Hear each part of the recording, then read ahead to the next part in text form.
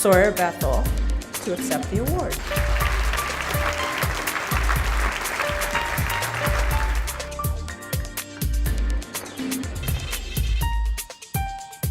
I think this is one of my highlights, is certainly to celebrate our youth.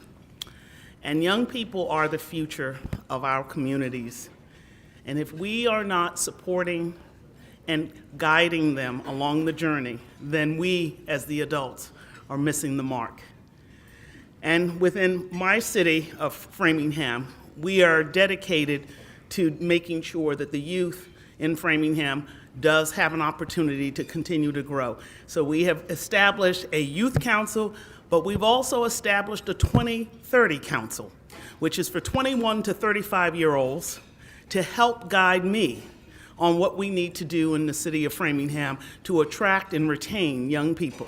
So we don't miss a gap in Framingham and making sure we're nurturing and lifting as we each climb. So thank you all, and I'm glad you're here this morning, but more importantly, I'm glad that our youth is looking to lead and grow with us. Thank you. This whole program was initiated in Framingham back 27 years ago by John Garrahan, after whom this breakfast is being named. He started an idea which has blossomed. He thought that at that time, much of the press was delivering, no all due respect to the press, was delivering a lot of negativity about students, about the youth of today. And so he said, we ought to do something to reverse that. Let's recognize students who are really doing good in their schools, but perhaps don't get the recognition they deserve. And so at that time, he established this breakfast, and he wanted it to be for the 4 schools that were represented in Framingham at that time. And so he started with just 4 people, 4 students being recognized, and he gave each one of them a $500 scholarship towards whatever the university they would be attending. Then the committee got together and decided we ought to expand this. Let's go to the MetroWest area. And it grew from 4 to what we have now is 15 different schools. So it's a great day for us, it's a great day for the committee, it's a great day for the community, and the communities in which these students are going to school, because it is an honor to be with them today. Since 1994, when we held the first event, we have met approximately 400 student leaders.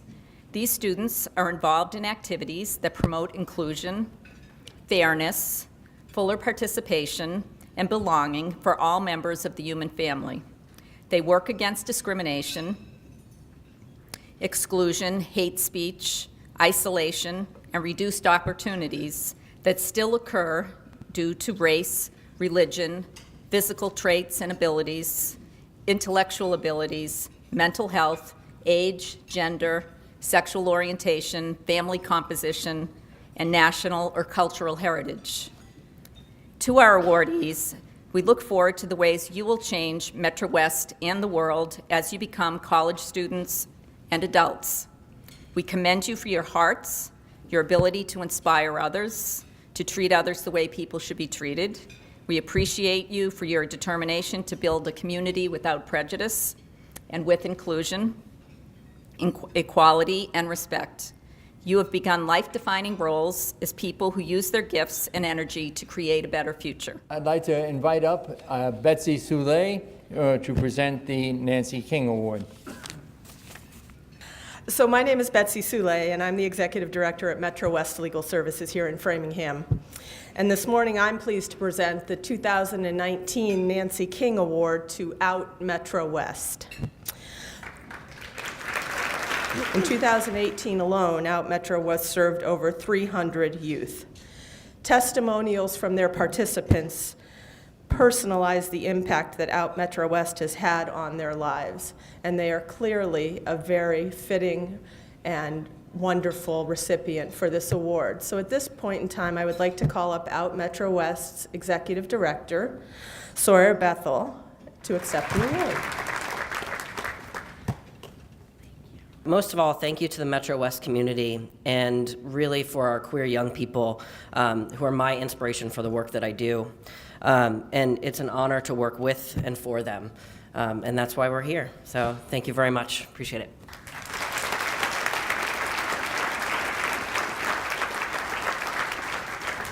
My life's honor was to be a Foreign Service officer.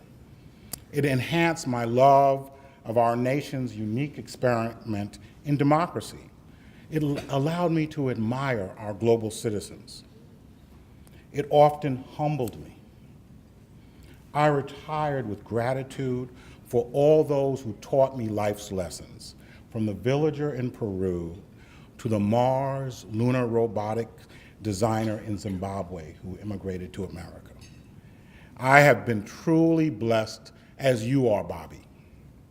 And that is why I challenge you to study languages, to place no limits on yourself, James, and to listen.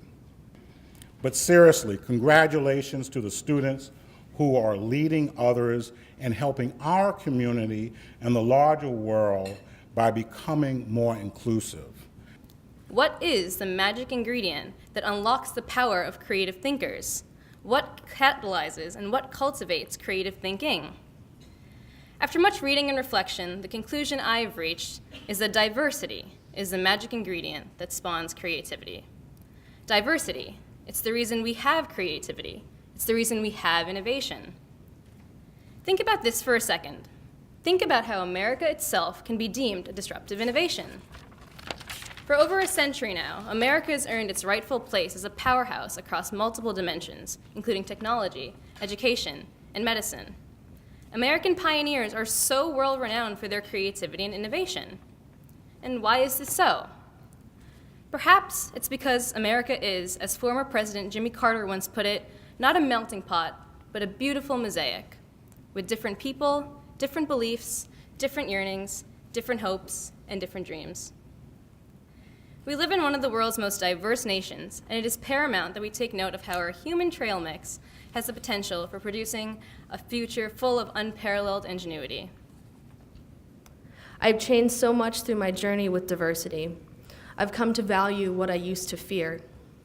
I'm now Elle Martinez, a proud non-binary person of color, amongst other things, who has come to understand that true diversity means hard work, a hectic schedule, a strong sense of self, but most important of all, a compulsion to make the world a more equitable place, combined with the drive to remain vigilant and forever a learner.